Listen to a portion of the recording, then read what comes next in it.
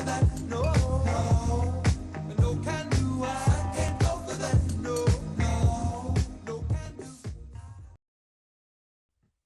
think we might just let that playlist play for the remainder of this hour. Good to see everyone. Good to make sure I can see everyone here. Oh, here's some faces. What's up, everybody? How we doing? Thank you for... Hey, Matt. Roll call. Here we go. 2021. Thanks, everybody, for coming on. This is going to be a really fun hour, a little bit more, that we're going to spend with each other. Hope you got settled in. Hope you got some treats, maybe some Easter candy, maybe some, the brown candy if you're into that libations. Enjoy yourself, because we got some things to look forward to tonight. Two very special celebrity guests. I don't even like calling them celebrity guests, because these guys are way too cool to start by saying celebrity. They are special individuals that are coming on this call tonight, and we're going to be able to ask them some questions. Each of them kind of ties into NewClub's story, and that's the reason that they'll be joining us. But I'm not going to reveal that just yet. We got other stuff we got to reveal.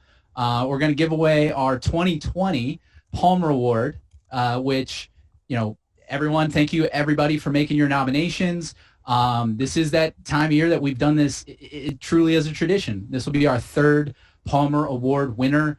Mr. Golf Society is what some people call it, Mr. Palmer. So that'll be fun.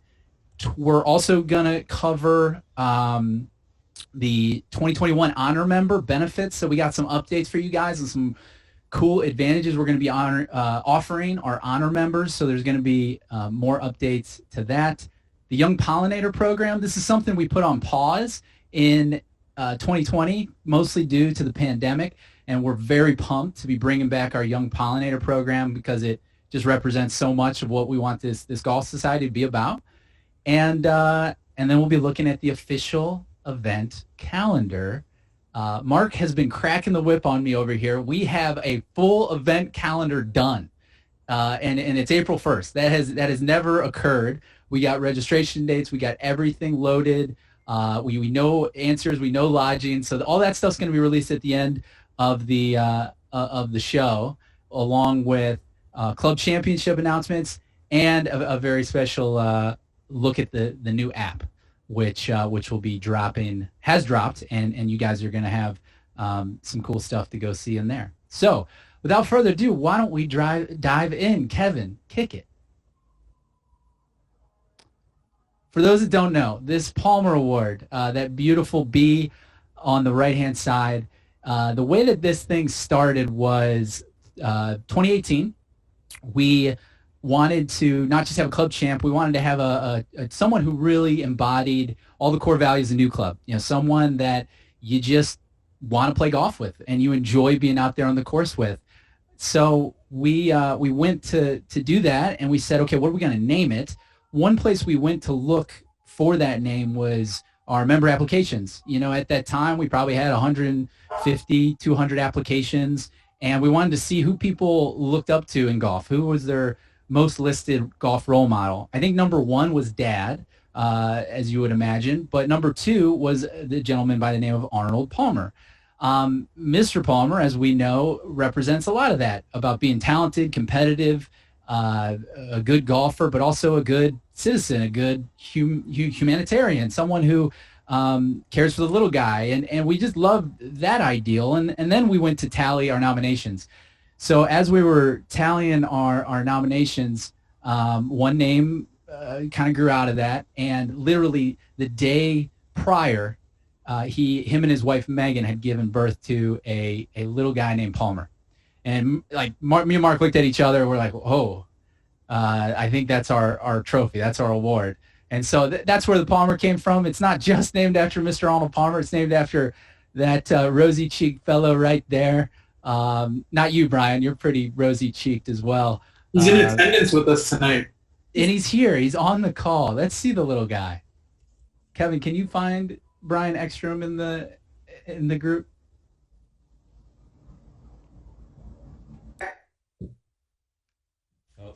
Maybe not. I'm going on a wild goose chase. That would be a challenge. So maybe we. I'm sure he's as cute as he was in this picture too.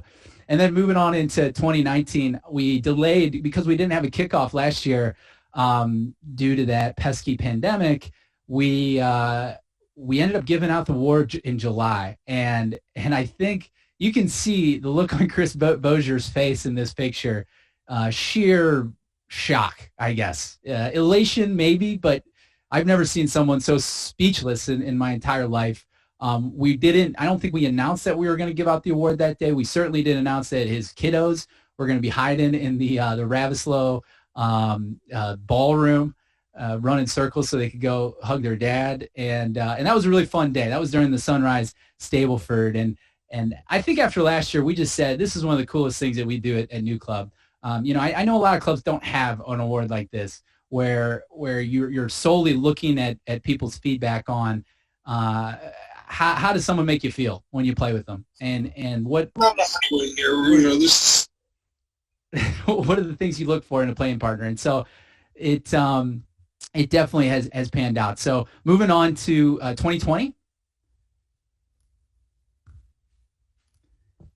And here's just a hodgepodge of some of the nominations that you, the members, have submitted about your fellow members. There truly is too many names to list, and I would probably miss somebody who is nominated. And so I'm just going to focus in on our recipient and go directly to it. So here's just a few things that people said about this person. The guy who everyone wants to play with, and on top of it, he actually wants to play with everyone. How cool is that? A lot of people that you want to play with, they aren't open to playing with a lot of other people. So I think that is a cool piece about this gentleman. He is passionate about golf and puts in tremendous work to improve his golf game, but does so with a healthy dose of perspective and a sense of humor. He's an extremely conscientious playing partner who can simultaneously embrace competition while having a laugh and enjoying a good walk. He always has time to make a new friend, brings pure fun to the game through his play and through his humor. He's one of the main reasons I got back into golf. NewClub, and finally, NewClub, and honestly, the world in general is a better place because of this man.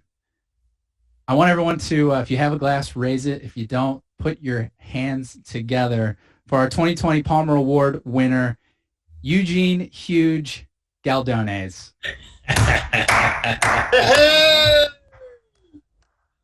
Heck yeah! Woohoo! Nice work, Huge. Thanks, guys. Way to be huge. So I guess I cheers myself. That's awesome. Congrats, you. Thanks, team. Let's get Huge up real quick if we can. Is that all right, Yeah. Kevin? Am I breaking anything? Thanks so much, guys. You deserve it. I one personal story on you, Huge. I didn't know you all that well. The name Huge is intimidating, as is your stature. When you meet, you're a big man. And we played the first time we spent a considerable amount of time together was at Erin Hills, and we went out after the round and played the Whiskey Loop. And the sun was going down, and I was taking terrible photos, and you were coaching me on how to take better photos. and that night was the start, I think, of my friendship with you, which I'm very grateful for. And it was just a special night. It was in May of last year. There's pandemic, a lot of stuff going on, but I just loved that dinner that we had afterwards, and I could tell that you love golf. You really love golf. But the thing that I enjoy about you most is that you love life equally as much. And you wake up every morning with this zest for life. So I just thank you, man, for bringing it to the Golf Society. Every time you play, people will feed off of that. So I just wanted to say thank you. I can't thank you guys enough either. Like, it's, NewClub's been an awesome addition to my life, and it's really I'm kind of speechless, but it's really helped with my addiction for golf in the best way possible. So to everyone who I've played with or who haven't played with, I look forward to teeing up this year with you guys. But this honor is awesome. Thank you again. Thank you. Yeah. Well, moving the party on. So congrats, Huge. Let's talk about the Young Pollinators. All right, so like I said, this fell off the table last year, and I'm very psyched to have it back. We, draw our inspiration from the golf societies of Scotland and Ireland. I've shared the story many, many times about my time in college in Ireland, followed by my visit to the New Golf Club of St. Andrews in Scotland. And, that experience really opened my eyes to what exists over there and why. And so I started to dig into history a little bit. And one person in particular that was instrumental in founding the New Golf Club of St. Andrews, which was one of the oldest and second, arguably the second golf society in St. Andrews, was young Tom. And if you read up about young Tom, we all know the kind of his tragic story at the end. But if you read up about his life, he was kind of a party boy. He wasn't really afraid to challenge the status quo, and I think he pushed his father, old Tom, to certainly question some things. And we think the game was heavily changed in a new and better direction because of it. So our golf society and the name NewClub was designed to pay homage to those innovators, those caretakers, people like young Tom. And that leads me to our young Tom. And this gentleman on the right side of the frame here, our young Tom is Thomas Howler. And we first met Thomas when his application came through. And I remember the Sunday night application meeting. It's early. We weren't getting that many in 2017 or 2018. And I started reading this thing. And he was speaking so eloquently about his appreciation for golf and what golf meant to him and his favorite golf course, a little place called Canal Shores. And I go, wow, this is neat. This is cool to see a member, hands down, definitely somebody who's going to be a good addition to the community. And then we get to kind of the data portion of it, and we're like, oh crap, this guy's only 14. Do we got to get a waiver signed? Like, can we, do membership fees? Does he have a credit card? How does this even work? So that was just really funny. What we ended up doing was reaching out to Thomas and saying, hey, let's play golf. So we go up and meet him at Canal Shores, and we started hearing about all the other stuff that he was doing. Golf was a big part of his life. He was on the high school golf team. He applied for this grant that I think he received about only $1,000 from the Advocates for Action in Evanston. And he gets this $1,000, and what he does with it is he goes to the golf practice and hires some golf coaches. He goes to Canal Shores and sees if he could, if they could change the starting hole to 3 so he could have 1 and 2. He goes to a retired social worker, asks for their help. He gets help in the volunteers in the community. And what he ended up with was a inclusive golf camp that was going to make the game more accessible. And they found 18 very brave kids who never had touched a golf club before. Kids that were part of Thomas's high school that he noticed, hey, they don't have the opportunities I do. They don't get to enjoy the game the way that I do. And he wanted to change that. So he made that golf camp happen. It's called Cradle to Career Community Golf Camp at Canal Shores. And we help support him. We want to continue any efforts that he's doing. And he was the start of this. And that's why we started the Young Pollinator program. This year, we have 2 other very special students that are classmates of Thomas and in the Evanston area that also came out of Canal Shores. This is not a geographic requirement, guys. It just so happens that we spent a lot of time there and we've met a lot of good people. But we want to bring the Young Pollinator program to Atlanta this year for all of our Atlanta members that are on the call. But this year, we're growing out of Canal, and we're adding Jack Hart and Henry Way, who will be joining Thomas as our 2021 Young Pollinators.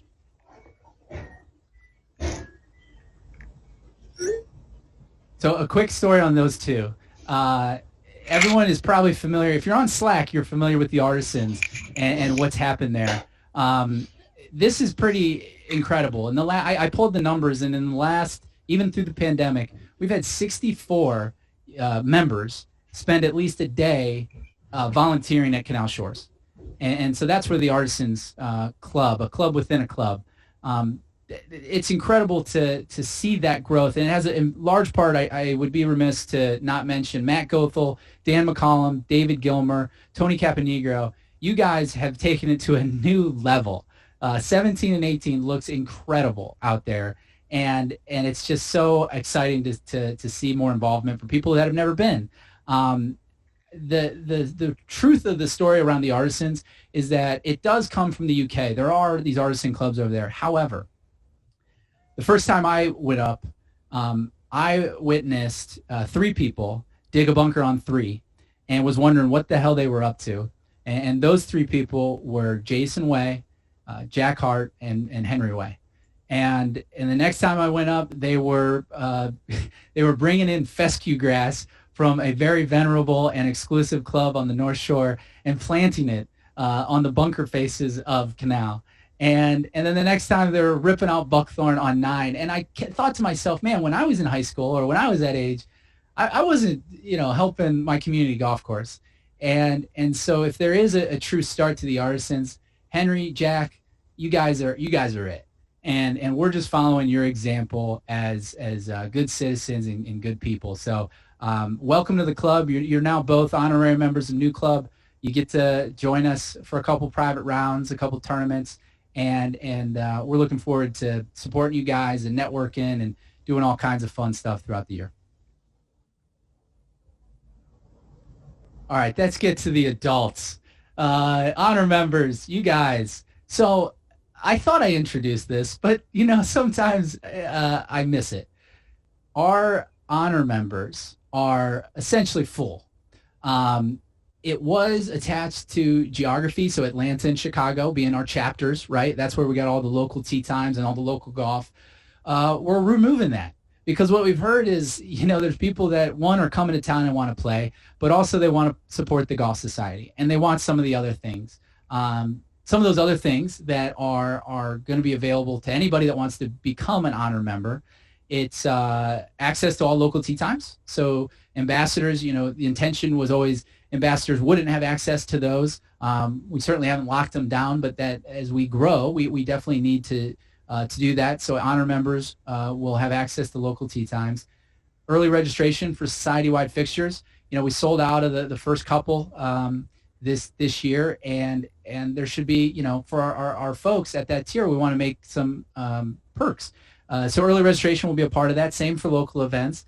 USGA Handicap, we are an official club with USGA, and so we do manage our handicaps for those local folks. But if you're in Seattle or you're in Virginia and you guys want to have your handicap with NewClub, we want it too. We just have to fold it into one of our local chapters. So we're going to make you an honor member if you want to up to that level, and we'll give you a handicap. Your anniversary gifts, you've probably seen some emails for those that are renewing as an honor member. Those are already being sent out, and they look pretty darn good. So I'm not going to ruin the surprise, but they'll be hitting your doorstep pretty soon. And then what am I missing? Our favorite, the Golfer Journal subscription. That's for everybody. Society Slack, that's going to always be for everybody. We always want to encourage meetups and getting together and just enjoying this game. And then, the biggie, 20% off. So our merch game is stepping up, if I must say so myself. We got some nice threads, some cashmere sweaters coming here soon. With the code HONOR20, please note is the UK version of Honor and not the US. But the merch game is getting stronger, and we're going to give 20% off everything. So no more like credits, no more promo. There's one promo code. If you're an honor member and you use this code, you will always get 20% off. And what that is, guys, that's 20% above the what do you call it? The wholesale rates. So it's really a big perk. We're not looking to make money on merch. Mark and I joke all the time. We don't want to fold sweaters. We don't want to fold shirts. But we do want you guys to have some special items that represent the club, that have the Pollinator logo out there. And so to do that more effectively, we're going to give every honor member 20% off. So that's another biggie that will be live right now. Actually, I think it's live on the site. So those are our honor member perks and benefits for this year, and I hope if you're an ambassador and looking at this list and saying, wow, that does sound pretty good, just shoot us an email, membership@newclub.golf, and we'll just we'll send you the deets and make you upgrade your membership. All right, a little bit of trivia since everyone's already active in the chat. These are some things I just heard recently I thought would be interesting. Oh, here we go. Okay. 100 years ago in 1921, which acclaimed West Coast-based golf course developer won their first and only U.S. amateur? Let's see. Just go ahead, type them away in the group chat to everybody. Of course, Shermer. Shermer, you take the fun out of everything. Of course, he gets it right off the bat. All right, Shermer, you got a New Club Golf Society hat coming your way. Sorry, guys. Dude, of course. And he did not Google it. I will defend him on this. There's no chance Tim Shermer Googled that. So it's Marion Hollis, by the way, who is I didn't know she was that good of a player, but I knew that her impact on the game and building a place like Cypress Point is pretty extraordinary, and bringing in Alistair McKenzie to do it. All right, so on to our guests. Enough of me talking. We got some cool folks to hear from tonight. All right, so first, guest trivia. This college professor once faced off against a gang of galloping livestock. Any guesses? The professor. We got a Kevin Moore in there. The professor. He's faced off against a lot in his life, but never. Oh, here we go. Here's the right answers. Okay, boom. Everybody at the same time. Tom Coyne. So everybody, please welcome to our first ever virtual kickoff. New York Times best-selling author and senior writer for the Golfers Journal, Tom Coyne. What's up, New Club? New Club in the house. What's happening? Hey. All right. Is it good to be here? You can see me, the text working and everything? Yeah. You see me? Hear me? You look like a writer in his very natural elements. I almost missed this this event because I was finishing up an essay for Travis for the Golfers Journal, but I've been looking forward to this, and I'm like all day. I'm like, I have one thing to do today. I'm doing at 7:30. I got to log on. Well, my time. I'm in Philadelphia. Anyway, I'm glad to be here, and hey, huge congratulations, man! Way to go, Shaka, as we do at the TGJ. That's awesome. Well, yeah, thanks for being with us, man. And congrats on joining with the Golfers Journal staff full time. Yeah, so I'm now senior editor, which I don't know what the difference is going to be. We'll figure it. No, it's full time, and does that mean Travis is now? Does he report to you? How does that work? Everyone reports to me now. Travis, Brendan, I'm Casey. I have people. I can't even talk directly to Casey anymore. I have a whole group of people to get to him, but no, it's I'll be writing a lot, doing the podcast, helping Travis more because we've really grown, and in terms of having the digital now, which as subscribers you guys know, and the events is like a full-time gig now. So there's we have people getting pulled in different directions. So it was a good time for me to come in and full-time. I'm not going to be teaching anymore, so I gave up the safety of a tenured teaching job for the safety of the magazine business. Famous last words. But no, I'm excited. Things are going well there, and we appreciate your guys' support of the Golfers Journal for sure. It's something I look forward to, and I know a ton of our members that are probably on do as well, because it gets me off Twitter for a Sunday, basically a Sunday every quarter. And I sit down and grab a cup of coffee and just read all the stories. It's so much more relatable than other publications that you might pick up that have golf written all over it, because it talks about people's stories. Yeah, that's the idea. We want to do, whenever we get pitches or I pitch a story or whatever, it's always the spirit of it is, would anyone else do this? And if they would, we usually don't take it. We want to be doing stuff that you're not getting elsewhere, stories that are We don't do we don't really cover the tour. We don't do stuff that's just sort of, Twitter does everything that's in the moment. We try to do stories that last and are sort of evergreen. So, and sometimes it's a challenge to find those, but gosh, now that I'm involved and see all the pitches that we get, like, we're really fortunate. We're getting a lot of great people sending us a lot of great stuff. Now, stories that last, we spent some time together last two Julys ago when you were in town. It was pre-COVID. For a course called America, which comes out very soon. You mentioned that. Hey, look, no way. So yeah, sorry, this is an advanced copy. You don't want this one, Matt. It's got typos and everything. Oh, okay. It's a mess. But you're in there, as is the NewClub. Really? So yeah, all right. Check that off the old bucket list. But it's a draft copy. There's no chance that we get pulled out. I have this on recording, right? You're gonna keep NewClub in there? Yeah. Oh no, you're in there, man. And Right. so it ends, and it's a nice end of my Chicago chapter. So in the story, I go to like every U.S. Open venue as a way to sort of tell the story of golf in America. And Chicago has so many, by far the most of any metropolitan area. So like that week, it was all U.S. Open courses. But I was able to get to Canal Shores, which was a great part of this story, and then out to Downers Grove, and that's where we played. You had shorter hair then.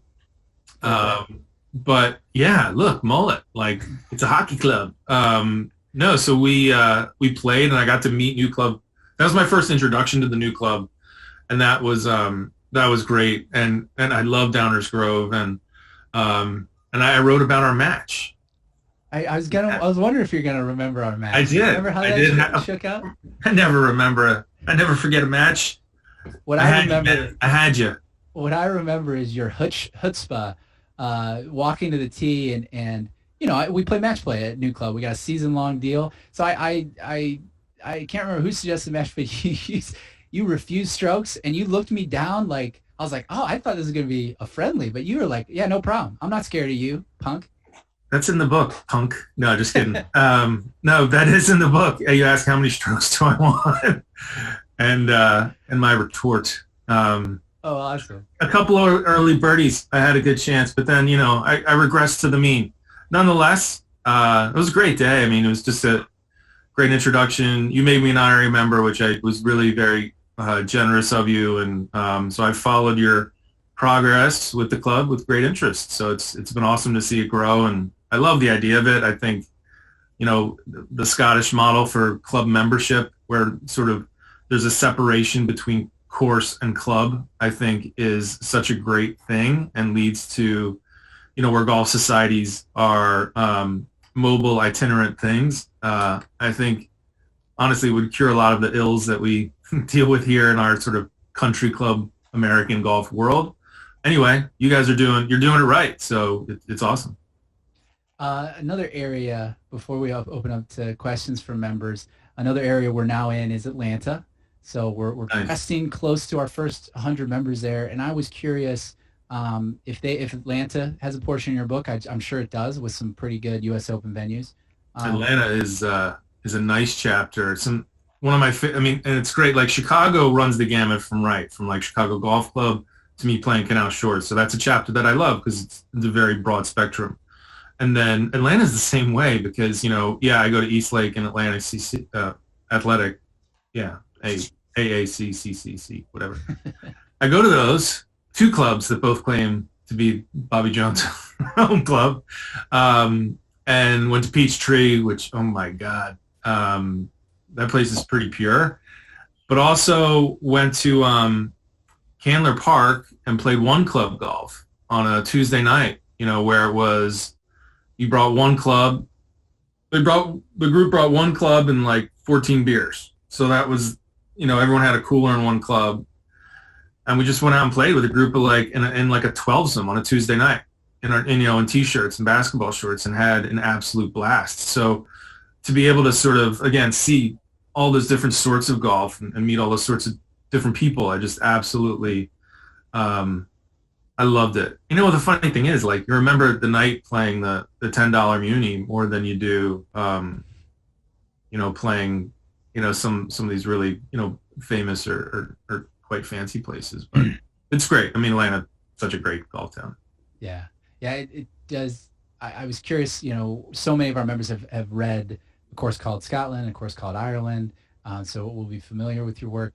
Do you draw some comparisons to those countries in a course called America? And sub question, what's your next country that you're going to turn into a golf course? G'day, mate. No, I'm not ready for Australia, I don't think. But no, to answer your first question, I at one point, I'm like, the whole book could be about comparison. So I had to use some restraint because, when you travel, there's always that that instinct of we do this better, they do that better. I wish we had this. I wish they had that. That kind of game you play in your head as you're bouncing around. And there's so many things. And one I just spoke about is this idea of, in Scotland and Ireland, golf clubs themselves can be exclusive. The Royal and Ancient is pretty damn exclusive, but the St. Andrews Links are not. So, the golf course in front of them is not their golf course. They share it. So that model is so useful and great. And so I talk in the book about, that's the way it originally was and still is in the home of golf. And in America, how golf got lumped into the country club movement of the late 19th century. And I get into that history, which I hope isn't too boring to people when they read the book. I think it's kind of interesting how, these clubs were established during a time of all this sort of social and economic upheaval as a place to celebrate these English games, cricket, horseback riding, hunting, tennis. Golf was late to it. So that you have golf come to the Philadelphia Cricket Club, come to Brookline, places like that, that were, that had polo and all this stuff before they had golf. And then golf ends up getting stuck behind fences. And that's different than it is in Scotland. So that, looking at accessibility and looking at getting more people out on golf courses and things like that, goes back to the way golf started in America. And so I do draw a lot of parallels, but I try to, not bog the book down with them, because I actually discover America as a new country. It feels very, I go to places and see things I had no idea existed in this, it's like I knew Ireland and Scotland better than I knew my own country. Being in Chicago, you probably don't go to the Art Institute unless you have people in town. Right. So it's I didn't really appreciate my own country until I went after it as a tourist, and I did.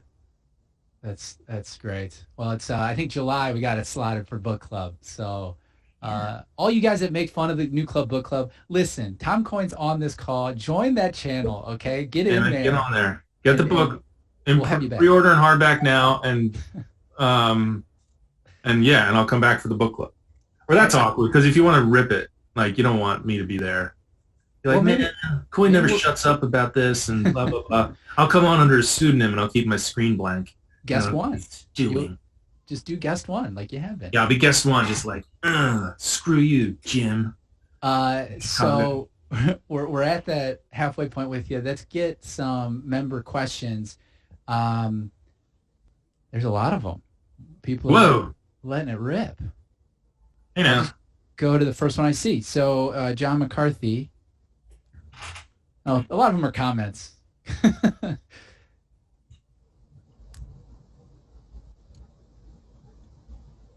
Yeah, what did you learn about 9-hole courses? Alex, great question. 9-hole courses. Well, I learned something. One cool thing that I learned about them is we have more than I thought we did. It was something that, I'd written a lot about the 9-holers of Ireland, the 9-holers of Scotland, even the 12-holers of Scotland or the one, Shishkin, I write about. But I was happy to find that we have more than I thought. In some of my favorite courses, I put Downers Grove in there. I'll put Highland Links, and Cape Cod in there. Some of my, if I look in the back of the book, so the back of the book, like the other ones, has a, a lot of appendix and lists of all the stuff I played.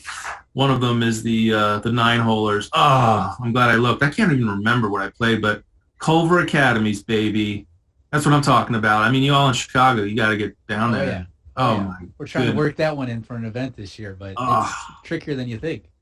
No, I know. I mean, like nobody gets to play it, but the kids who go to school there, they have no idea. I mean, the alumni, a few people probably understand what they have or appreciate it, but yeah, it's like a high school that has has like the greatest 9-holer in the universe. But a lot in your area went up to Washkamo, which is not, well, I mean, Michigan, that's up on Mackinac. That was fun. Fenwick in Connecticut blew my mind. Everyone, we all talk about Sweetens, but the only problem with Sweetens is that nobody goes up to Sewanee up the street, which is a 9-holer I'd put right up there. It's awesome. So I learned that we have a lot more of them, and I was happy to see that. So, yeah. Let's see here. I think it's probably quicker, right, Kevin, for me to read them than having to find them and unmute them. Gosh, there's so many good ones. Tom, hello from South Bend. What up? Go Irish. Someone's reading Paper Tiger at the moment. Nice. Feel free to add some new ones, guys, because I'm just digging through the chat to try to find old ones. Where did you grow up, Tom? Hey, I grew up in Media, Pennsylvania, so the suburbs of Philadelphia. Grew up at a golf club called Rolling Green, which is a William Flynn masterpiece. Had the Women's Am back in 2013, Women's Open in 76. Just so good. So good. And that's actually where we're having the book launch May 25th. That's where I grew up caddying and playing golf, and we're going to have a big crowd out there for the book release. So that'll be fun.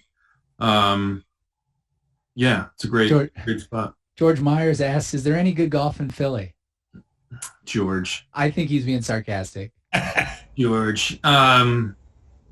So for Philly courses, I mean, I would put, I'm so biased, but I would really put Rolling Green up there in my top 3 probably. Obviously Marion is a great experience. We claim Pine Valley because it's in the Philly section, even though it's across the bridge into Jersey. And they're not like inviting me to join anyway, so I can just say it's my golf course. So, as a Philadelphian, but we got some, of course, Aronimink and Gulf Mills and Philly Cricket and manufacturers. So yeah, good golf.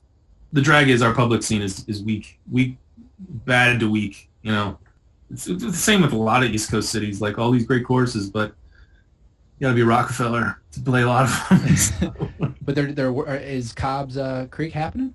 Cobb's Creek is happening. It's Friends of Cobb's. I think they pretty much raised everything they need. I don't know if they're breaking ground this year or next, but yeah, that's the big exciting thing. That'll become like our East Lake or, well, it won't be private, but so like our Bethpage kind of situation. That's the hope.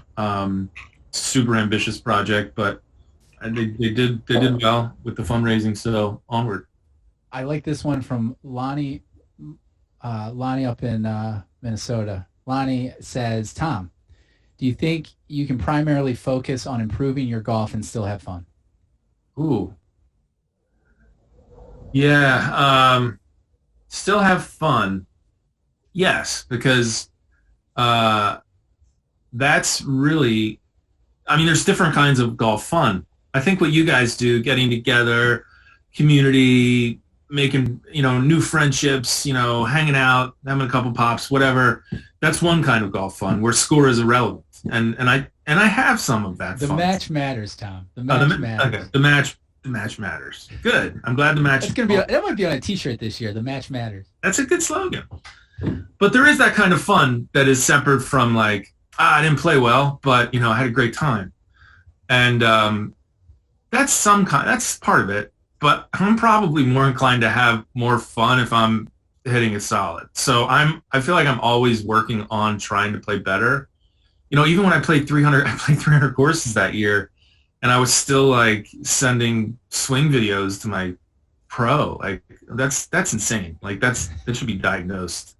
That kind of nonsense. But I still have fun that way. In fact, maybe it's only the way I really have the most fun is getting better. Right? Like I posted every score from the rounds. Like I'm not one of those people who go out there and just like, who cares what I shot? Who cares? That kind of thing. Like, I want to always know where I am, as where my game is and where it's headed.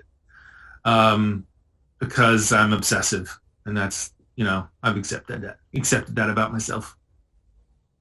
All right, a couple more. Dan McCollum, architecture buff.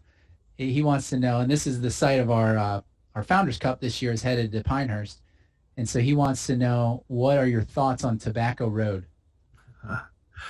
Funny, I'm headed to Pinehurst Monday night, I think. So, Tobacco Road. Can I just say, I don't want to give too much away. The Pinehurst chapter is a pretty meaty one. There's a lot there to discover. There's a lot of story. Pinehurst story is really interesting. But the star of that chapter is Tobacco Road. I understand it cuts. Mike Strantz was a fine artist by trade, and it cuts both ways like fine art. It's either for you or it's not. And it was for me. It was definitely for me. So yeah, it gets a lot of love in the book. Great.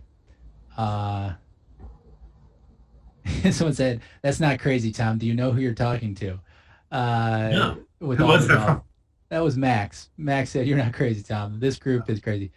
Trad wants to know how you still are married, and can you please provide tips?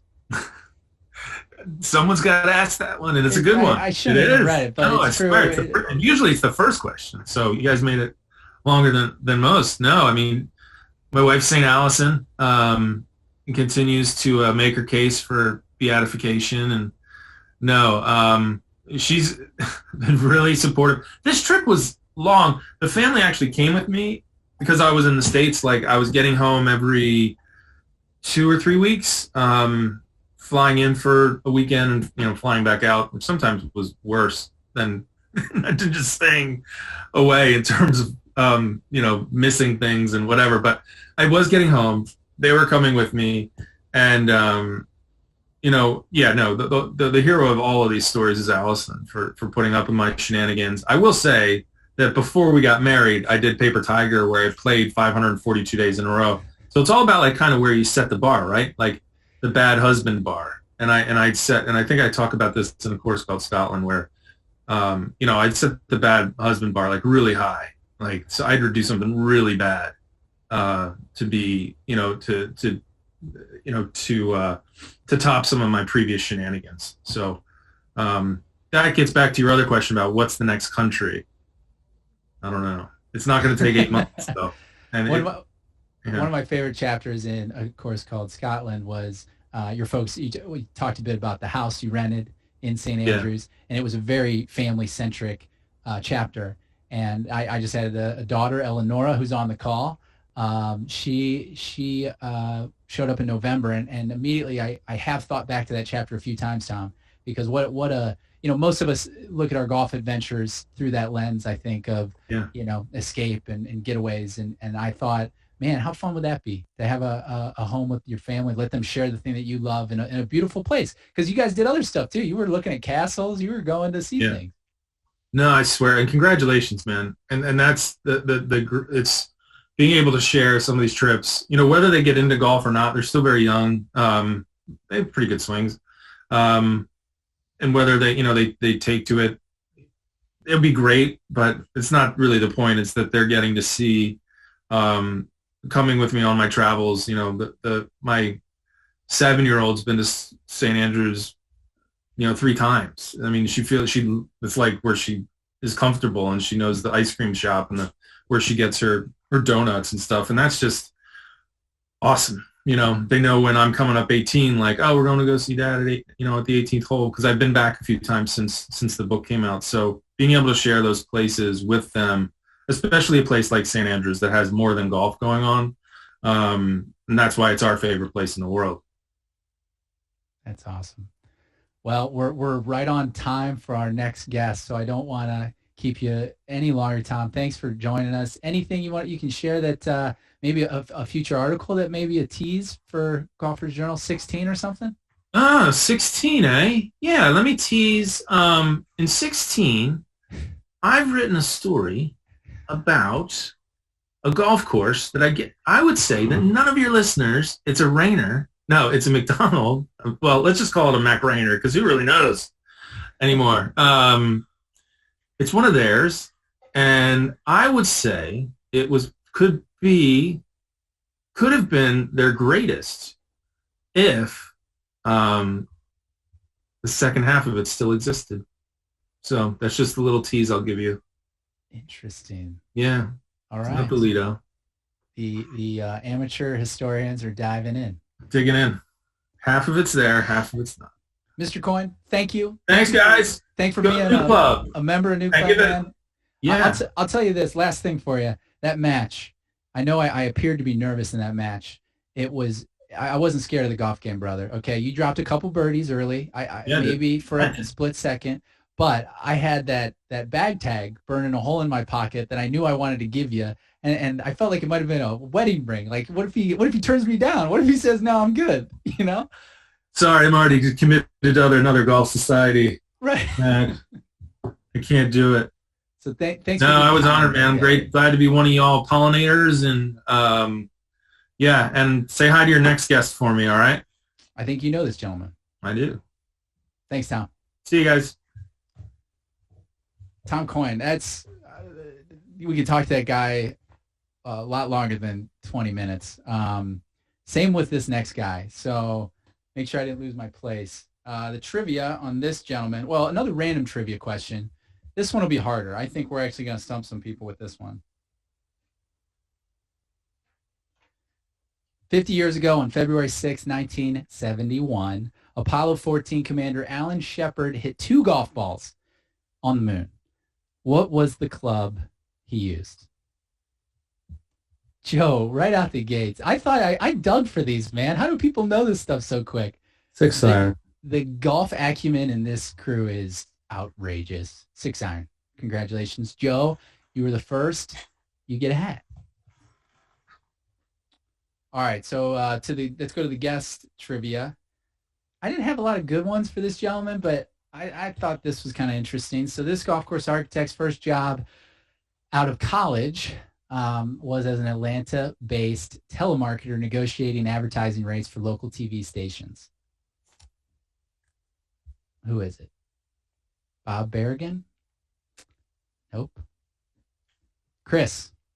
And of course, Sweetens Cove member gets the dough. Rob Collins coming on the show. Rob. Is he there? How's it going? There he is. Rob, what's up? Great to be here. Oh, there you are. Okay. Good to have you with us. Welcome. Hey, thanks for having me. Great to be here. Welcome to the virtual party. Great to be here. Thanks a lot. We had that space question with the moon. My first question for you, because I was really into the Mars landing. My parents were in town, and I made everybody watch the Mars landing because I thought this was like blowing my mind. You know, we're gonna get samples. We're gonna find life on Mars. Do you have any ambitions to be the first golf course architect on Mars? I had some fun drawing some pictures on Twitter one night with that, but yeah, that'd be pretty cool. It looks like a pretty good landscape. Little sand hills, a little bit of, desert golf. Those sand hills, I think I know what you're talking about now. They're like 100 feet large. I mean, can you work with that, Rob? Is that? I think we could do it. Yeah, I think we could handle that. Now that telemarketing gig, is that true? I found that somewhere. Yeah, that was.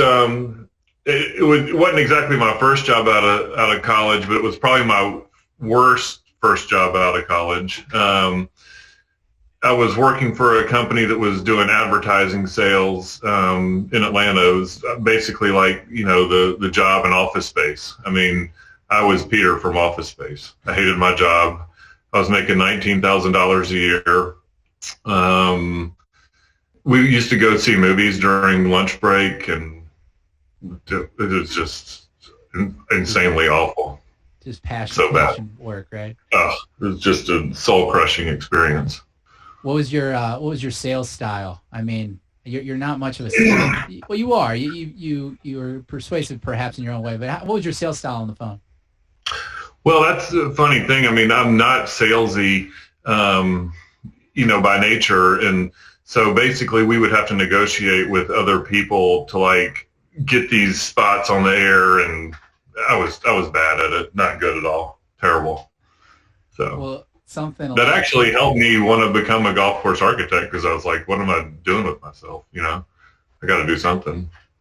And if people don't know your story, I'm going to point them in two areas. One, there's a lot of podcasts they could go to, but I did one called Out of the Ordinary with you for a 2-part series. Yep. It's how we met. That was fun. And then Will Barwell did an unbelievable piece on you and Sweetens in Line 4. Yeah, that was really nice. Yeah, that was a good one. And so if anybody on the call hasn't met Rob, those are two good ways to get to know you a little bit. But today I wanted to hear more about what's currently going on, because I just haven't talked to you in a while. Let's start with Sweetens. We're coming down for the spring meeting on April 17th. What are things happening there? What are some updates that we'll see? It's been, I can't believe I'll say that, it's been 2 years since our Golf Society got back. Well, our first ever spring meeting was with you guys, and that was 18. And it's been 2 years since a lot of us have been. So many of us. When in 2019 were you guys there? Was it in the spring? Same time. Okay. So in the summer of 19, we built a big putting green, and there's like a new kind of hangout area up near the shed, and a little heckle deck that overlooks number 9 green, and it kind of all tied the pieces together. I mean, like back when Patrick and I were running the place, you would come off the golf course and walk through like a mud pit past a blue portalette, and it was really anticlimactic. And so I think that it kind of ties the whole campus together really well, and it makes events like the ones you guys are having so much more fun, because it feels more enclosed, and the whole space is utilized. So you'll have that pavilion to hang out at and everything. So that'll be awesome. So we can't wait to have you guys down. I no longer had to ask, Adamski if there's places to sit, like I did next. Yeah. Like, do I have to rent chairs? Like, how does this work? He's like, we got exactly. Yeah. We got chairs and everything now. So. What's coming up in the future? Is there any tweaks or things that you look to add on to Sweetens? We'd like to mainly just, improve the experience to the greatest extent possible. One thing that I really want to add in time is some sort of food service, whether it's like maybe we contract with a third party food truck or something like that. I'd also love to add like a pine cone type of, bar, like the one they have at in Pinehurst. And, that would be really cool. At some point in time, I'd see us building a short course. There's about 10 acres we could do that on, and I'd love to add lodging. That's kind of a big thing to bite off, but I think that would be a logical progression. But every year Matt and I meet with our ownership group and kind of look in the mirror and try to figure out what we did well during the year and not so well, and just try to make it better. So. And we can always make the course better, more drainage, more, just little improvements to the golf course always improve the experience too. So every year we're adding, just like Brent built a new tee this year, added some new drainage, that kind of stuff. So we'll continue to do that. You are going to help us out for our victors this year. So the professor has put together a uniquely professor format for the spring meeting this year. I think Kevin Moore gets a little too much enjoyment out of just tweaking things and making it all kinds of fun. And our winning team. So we're going with a team format. COVID still thinks we're trying to keep folks in a bubble and keep everybody safe. So we're going to go with a team format. And those winners, I'm just going to release for everybody, are getting some artwork from yourself. Yeah, I'm excited to do that. That'll be fun. Do some little sketches of some of the holes and different things. That'll be a good time. I usually don't compete in this stuff, but I'm signing up, man, and I got a spot for you right back there. It's going up, but hang it up. So from those sketches, your sketch work, man. Tell about your 2 questions. I want to know your favorite hole to sketch at Sweetens Cove. So not to play, but to do the sketch of. And where does your art background come from? Because your sketches just look so different to me than any other architect I've seen. Number 9 is probably my favorite to sketch because it kind of has a little bit of everything. It's got the big waist bunker in the front and kind of an eccentric green. Well, I guess they're all eccentric, but I like doing that one. So that'll be one of the ones that I sketch for sure. And as far as my art background goes, when I went back to graduate school in 2002 in Mississippi State, I told one of my professors, I couldn't even draw a stick figure, so I didn't have really any previous art background per se. It was just something that I kind of worked on and developed over time. And my great grandfather was actually an artist, and he worked spent a lot of time in Chicago at the Art Institute of Chicago. His name was Robert Grafton. So I'm actually named for him. I don't know I never felt particularly artistic at all growing up in like a traditional sense of the word or drawing. So doing these drawings and sketches and stuff something I kind of stumbled on. But maybe I inherited something from him. I don't know. I'm sure you did. All right, let's kick it to the chat group for some questions. Chris Bozier, Mr. Palmer 2020. Chris Bozier wants to know, what are the updates with the New York project and Landman? So New York project is growing in right now and should be open this year.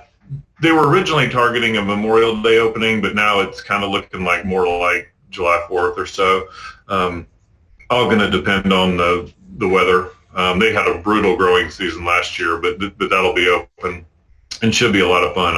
It's a kind of a Sweetens, inspired course. Pretty wild features, but lots of fun. I think people will really enjoy it.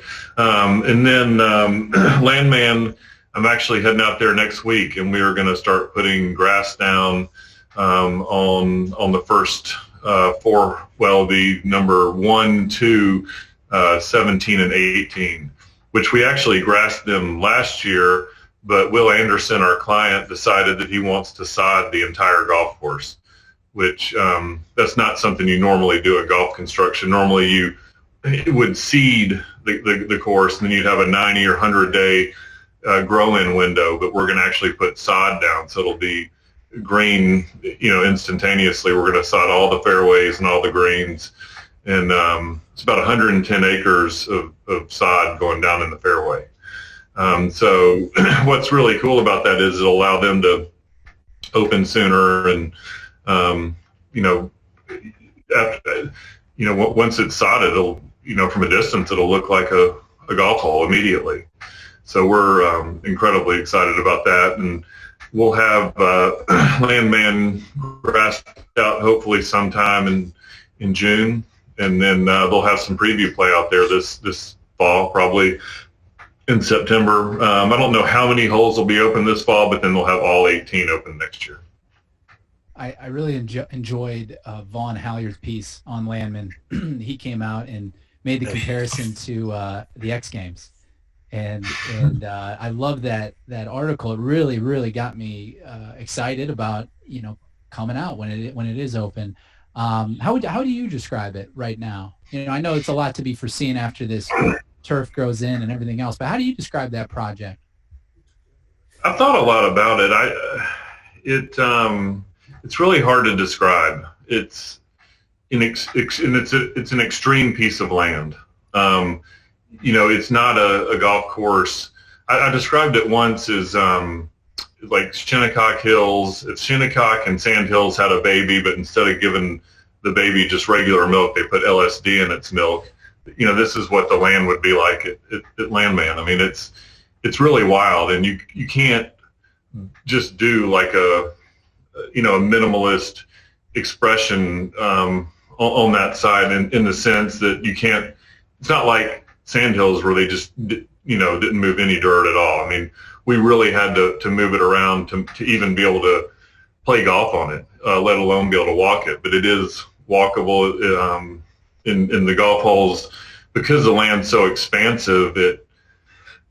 We were able to tie it in and make it look natural. And what's cool about it is even after moving probably like 2 million cubic yards of dirt, most of the places you can't tell, that a lot of dirt was moved. So it'll have a very natural appearance, but it took a lot of work to get it to the place that it's at. And the uniqueness of having a golf course in that extreme of a landscape, I think, is really going to be shocking to people. I've tried to imagine or, come up with an example, and some friends have asked me this, and I think that I think the closest thing I can come up with is, I think that it is the most analogous course to it is the Lido course, the original Lido, in terms of the scale and ambition of the course and the amount of earth that was moved to create it.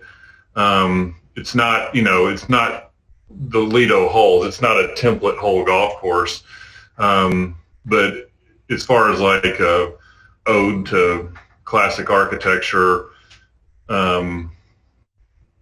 just that's so big and so bold. We'll have to do it together. That's really the best analogy I can say. I think it has the heart of the original Lido. That's what I think. Wow. Well, there's been a lot written about the Lido, so I hope there's as much written about Landman. And we're really excited about it. I can't wait for people to see it. Yeah, we got that circled on the calendar for that opening time, and it's just so cool, Rob, to see those of us. There's a ton of members who their existence with NewClub kind of co-aligns with their existence with Sweetens in that kind of 2016, 2017, 2018 window. Kevin Moore being one of your founding members, and I think I speak for a lot of people on this chat and in this call that we just love seeing you get new projects, continue kicking ass, and build awesome golf that people really enjoy playing. Well, I appreciate it. We we wouldn't get the new projects if it wasn't for guys like guys and girls like y'all. It's support from the generation of people that comprise the most of the NewClub membership that are supportive of what we're doing, and we are very thankful of that, and it helps us get new stuff. So I thought I was over on time. Apparently, they're telling me that we have time for more questions, so I'll stay. Oh, good. I think this is funny. People are in an uproar about the sodding versus the seeding. So can you maybe elaborate on the pros and cons to sodding versus seeding? Well, I don't know that there's a con. I mean, the pros are that, being a big site with roughly 110 acres of fairway, it was going to be a tough grow in, in Nebraska has a very, very short growing window.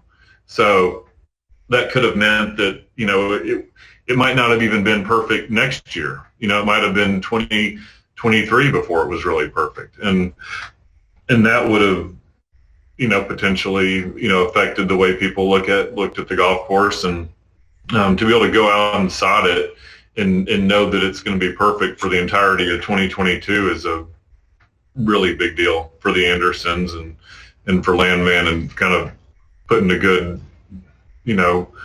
framework down for it to, a baseline for it to grow off of. I don't see any cons at all. It's all very positive. I was really excited and so pleasantly surprised when Will called me and told me that. I like Tim Shermer's question here. He says Gil Hans talks about the inspiration from Fraserburg when he built the Olympic course. I believe you talked about taking a lot of inspiration from Pinehurst and NGLA for Sweetens. Is there another less well-known golf course that you've drawn a lot of inspiration from? One course that's really inspired me is Garden City up on Long Island. The really tidy green to tee connections or something to really study there. And also just the way the greens kind of hug and sit on the ground. You know, a lot of the greens at Landman, while there's a handful of greens that are extreme. I mean, like the Sitwell green is 35,000 square feet and, you know, has these massive wild contours, but there's a lot of greens out there too that are much more subtle and really sit down on the ground. And, you know, that was a kind of an inspiration from Garden City. And we were really focused very intently on having tight green to tee connections to the greatest extent possible. Like you finish number one and you can really just take one step off of the back of number one green and tee off for number two. And 2 to 3 is right there. And I mean, most holes are just green tee, and you know, that's something that's been an inspiration for me. Trip Watley, he wants to know, and if you can comment on Jackson, Mississippi project. Yeah, we're hoping to start that later this year. I talked to Luke, my client, whom I love. He's a real funny and enthusiastic guy, and we can't wait to get going with him on that. They're going to do a fundraise on that real soon, probably I'd say May or June, probably do the fundraise and hopefully start later this year. If I had to guess, maybe August or September, something like that to start. Awesome. Yeah, I love seeing you expanding into, I mean, that is, look to me as community centric, you know, in the heart. Sweetens is a destination, but this place looks like it's been a community asset and center for a long, long time. It is. It's right in the middle of Jackson, and you know, the same thing for Memphis. We're rebuilding the Overton Park golf course right now, right in the middle of Memphis, and it's 9 holes and goes through this you know, community forest, and it's just a really it's a special place, and we're excited about that one too. All right, this is the 3rd time Scott Ford has asked this question, and so we better get to him before he loses his cool. He wants to know about the coaching hire at Tennessee. How do you feel about it? And he also wants to know how Peyton feels about it. Did Peyton call you about this? I haven't talked to Peyton about it, but I'm excited about it. I think it's a good one. We'll see. Time will tell. Tennessee's been in a bit of a rut, but I think they're pointing in the right direction. I hope Scott's happy. He probably knows better than me. You've played some golf with Peyton and Andy Roddick as well. You know, former world #1 tennis player. Can you give us some insight on their golf games? They're both very good players. The first time I played with Peyton, I was really impressed with how well he hits his irons. I don't think he missed an iron shot the whole day. Just really, really solid iron player. I mean, he's I think a mid-single-digit handicap, and Andy's a heck of a player too. I played with Andy a few more times than Peyton, but I mean, he can hit it a long way, and they're both very passionate about golf and really, really love it. And great guys too. I love that story about you going into the bar to meet your partners, and the first time you met Peyton.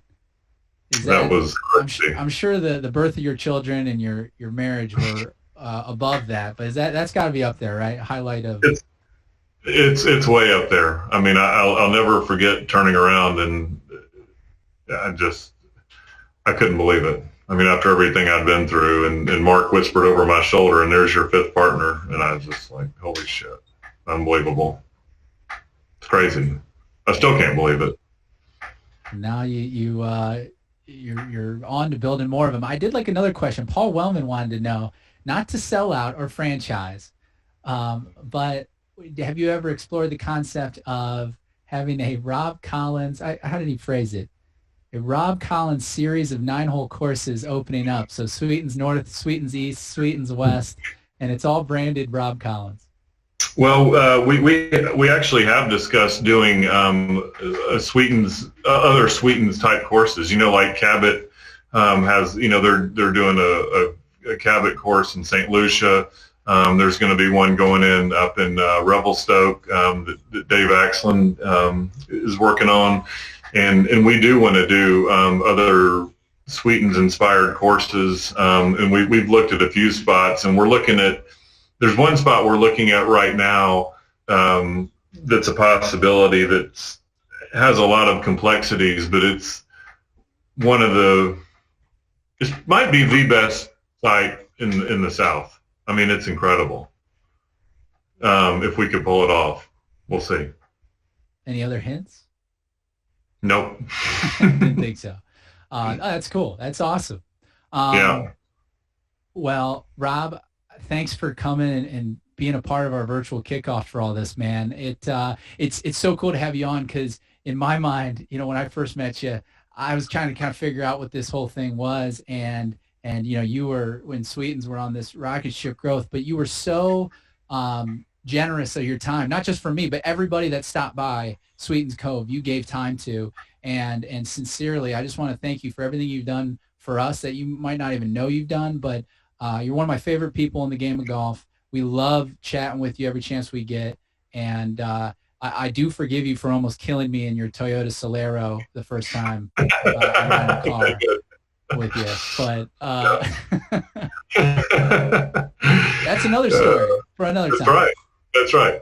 Well, I appreciate it. I love having you guys be a part of the Sweetens family, and it's great to have y'all down, and we're honored to be connected with you all. So thank you. Thanks for having me on.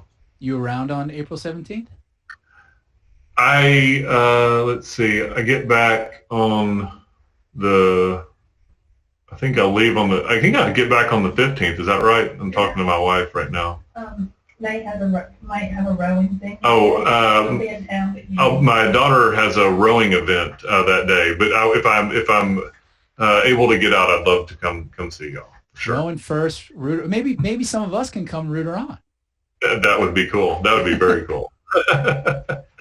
Well, thanks again, Rob. We'll be seeing you soon, man. Thank you, guys. I appreciate it. Look forward to having y'all at Sweetens. Cheers. Thanks so much. See ya. Rob Collins, man, love having that guy. That guy is just all world. All right, on to some other fun stuff. So we're kicking off with Sweetens, obviously, this coming month. That's always a highlight of the year. That spring meeting is a lot of fun. We do have spots left, so please, if you guys, are getting those vaccines, I saw an announcement today. More people are going to be getting it here now in Chicago, so hopefully more of you guys can join us down there because that's always a hoot.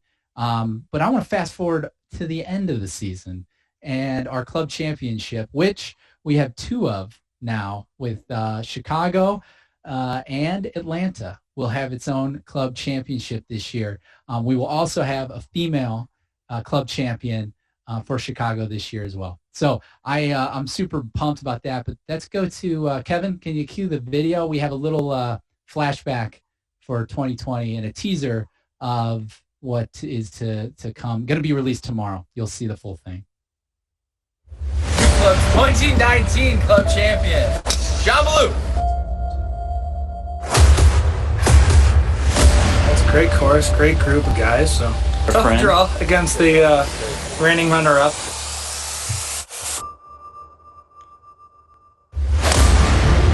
Just gotta win 5 holes and you win the match.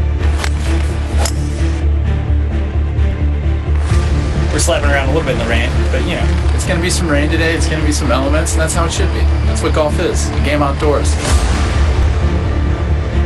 Players here starting round 2. It's going to be Patrick Johnson versus John Ballou, former champ. But like every other hole, I'm in the fairway. I got to work on that. I think I'll try and use distance to my advantage.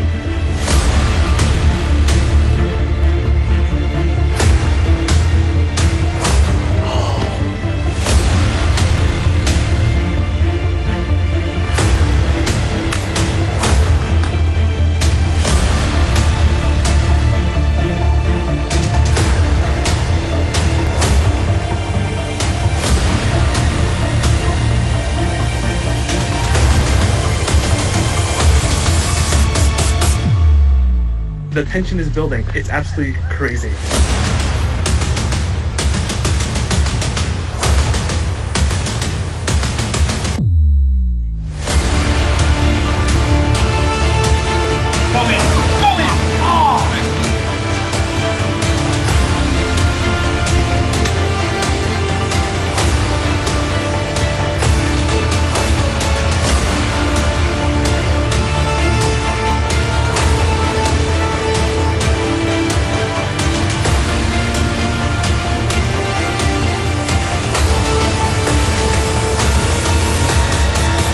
You're a caddy? Lay him down.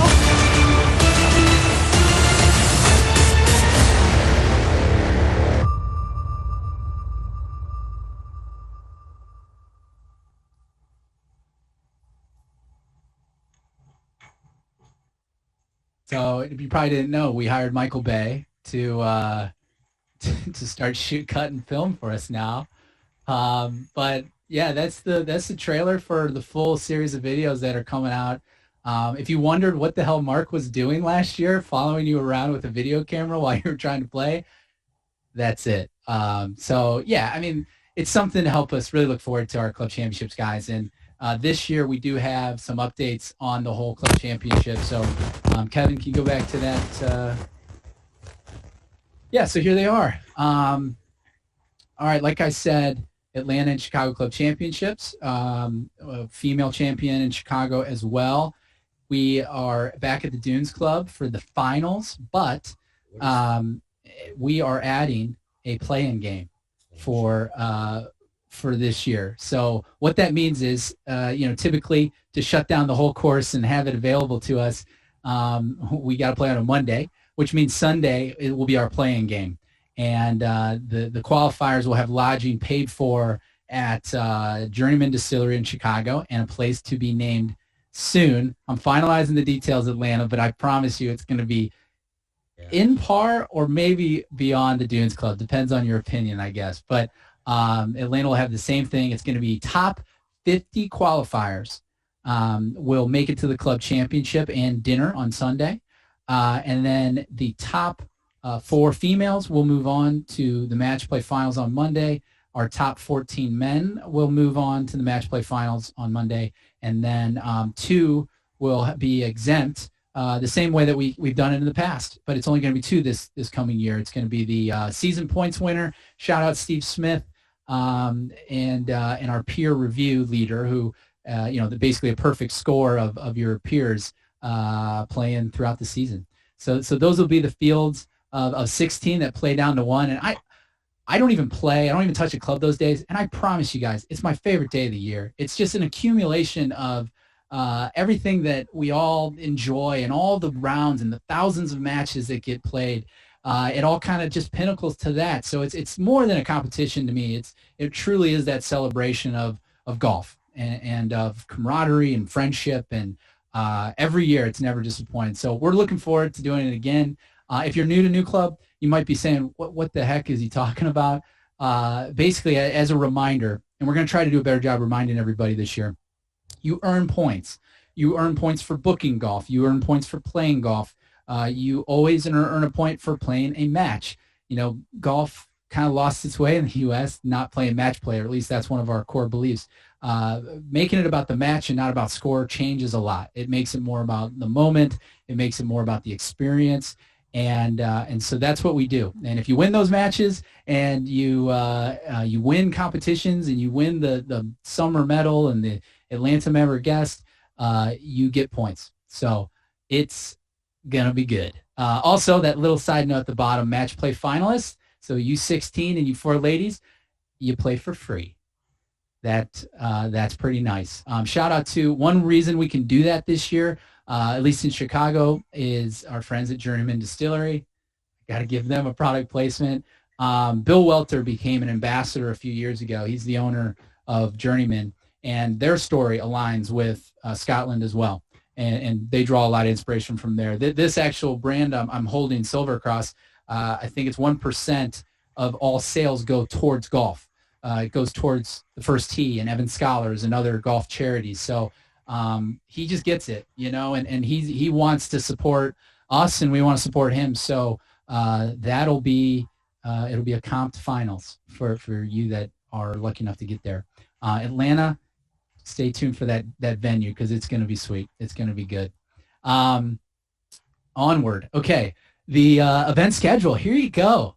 We got a full lineup this year. Like I said at the top of the hour, 15 events in total. This is a combination of our 4 society-wide fixtures. The summer, I'm going to cheat and look at my board. Sweetens Cove, Scotland was postponed to next year. Sand Valley's the summer medal. Bandon Dunes is the winter meeting. and Pinehurst. I forgot Pinehurst, the Founders Cup. Some people were asking in the chat I saw about, Atlanta versus Chicago.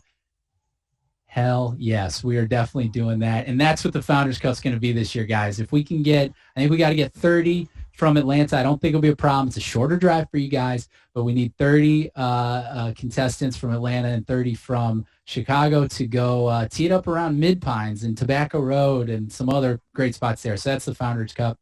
The other ones are the local. So you got the Hangout May 22nd happening at Canal Shores. That's our way to give back to them, kick off the season with a little bit of money for Canal Shores and a concert. So we always kind of use this one for you to invite your friends and family that may be golf adjacent or just mildly interested in golf and not fully in love with it just yet. Please invite them out. We don't keep score at that tournament. we hit it around. We play scramble, whatever format you want to play. And then we get done, and they have a nice socially distanced setup for us to all sit down and enjoy some live music and some tacos. The Stinger, so the Chicago Stingers head to Flossmoor this year. Always a fan favorite of everybody at NewClub for the most part. We're headed there for the Stinger on June 28th. That's our member guest. Atlanta, we're going to TPC Sugarloaf for the Atlanta Brood. Every colony starts out as a brood, so I just think that's kind of a cool term. So it's the Atlanta Brood headed to TPC Sugarloaf on June 28th. I will be there. That'll be a blast. The Sunrise Stableford's headed back to Ravislow, always a staple. Talked about the Summer Medal, Chicago Rumble, going back to Kankakee. We had such a good time there, even though it was pouring down rain. That's August 14th. The Club Championship we've talked about. The Western Open, going to Downers Grove. Tom Coyne talked about how special that place was in his eyes, and we seem to agree. The Founders Cup, the winter meeting in Scotland finally in 2022. So it's a full season. There is one missing from this list, the Hooch. So for all you guys down in Atlanta, the Hooch is our member, and the fine folks at Fields Golf Club are going to host us for a full day, 36 holes. The Hooch is going to be fun. If you've been down to the Fields, things are different there too. And I think what Mike Young and Ashley Young have done with that place is just custom fit for a lot of the events that we've been able to pull off in Chicago. It's going to be even better for Atlanta guys. So looking forward to seeing everybody, not through a screen. It is nice to see some faces tonight, but it's going to be a heck of a lot better to see a lot of faces face to face and out in the great outdoors. Thanks just to everybody for being a part of this. I think that's what I want to leave with you with is we've stumbled on something pretty special. I say that a lot. It was serendipitous and now it is something. And we got a full year ahead of golf that I think a lot of us would admit.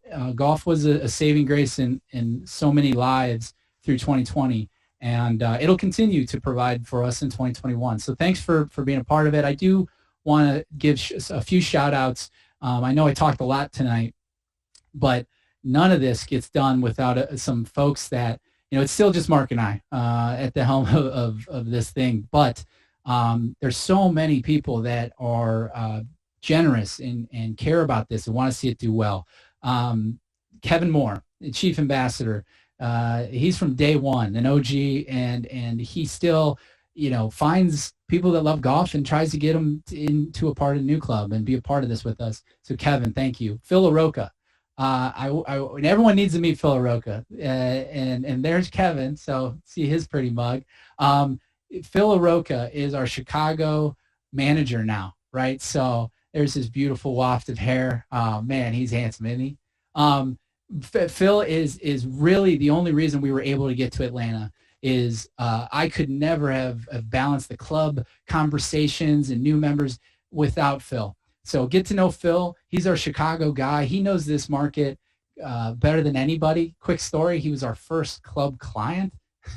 I wasn't very smooth then. I didn't know what the hell I was talking about. Some reason he said, yeah, sure, we'll give you some tee times. So Phil is now on the team.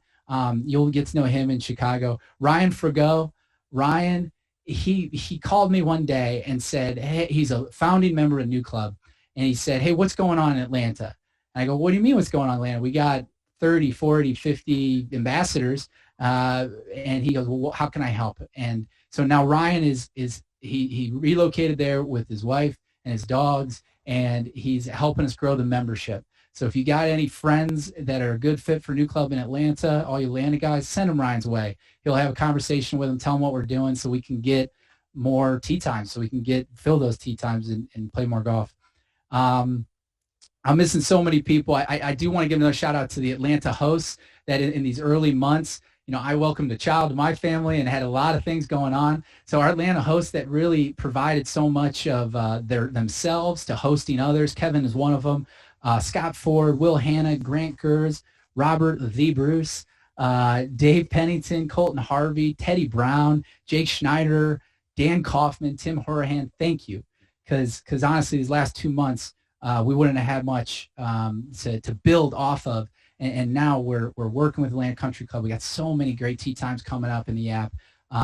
Thank you. On down the list, Michael Miller is out in Seattle. He is building out some really cool things, and I think Seattle is going to be joining us relatively soon, if I had to guess. Patrick Mcfadden is another ambassador that just said, how can I help? And he was living in D.C., and now we got 20 D.C. ambassadors. They're all great people getting together, playing golf. Thank you, Patrick, for everything you've done. Angelica Bailey, you've seen her name probably popping up here, doing all the background stuff. Angelica is going to be helping us run events. Say hi to Angelica, and when you see her, there she is. When you see her, say thank you, because these events are going to be something special this year beyond what we've been known for in the past, and a lot of it has to do with her hard work. Jackson Kemper is helped. Those beautiful designs come from a fellow member, founding member, Jackson Kemper. Jim Sitar, another incredible, generous member who has helped us with the blog. And last but not least, the tech team first. We have a lot of technology folks that I hope a couple of them made it to the call, because nothing gets done without tech guys, and that ain't my strength. So this team of Matthew Holter, Dan Kwan, Justin Pagano, and Max Golub, you guys rock. The app is ready to roll. We got tee times in there right now. So we dropped everything. It should be working. If not, Mark is somewhere having a heart attack, but the app should be working. And you got times, guys. You got it all loaded up. And last but certainly not least is this gentleman right here. So this guy, if you can tell he hasn't slept in a couple days, he hasn't. He's been bugging, killing every bug in this system so that we can book and play golf. But Mark Caldwell, my Society Golf life partner and the yin to my yang, thank you, sir. None of this is possible without Mark. All right, pulling you off, Mark. Woo-hoo! That's it, guys. Thanks for letting me thank all those folks, because it truly makes the difference. You make the difference. We're going to have a lot of fun this year, and our golf games are going to be good. They're going to be bad. None of that matters. It's about experience and meeting people and having fun and sharing the traditions of golf. So thanks for being a part of it. Thanks for joining tonight. Everyone drive safe to Sweetens. Take your time. No, we'll see you when you get there. And I look forward to seeing everybody else at other tournaments throughout the year. So cheers to you guys to 2021 and the golf season ahead.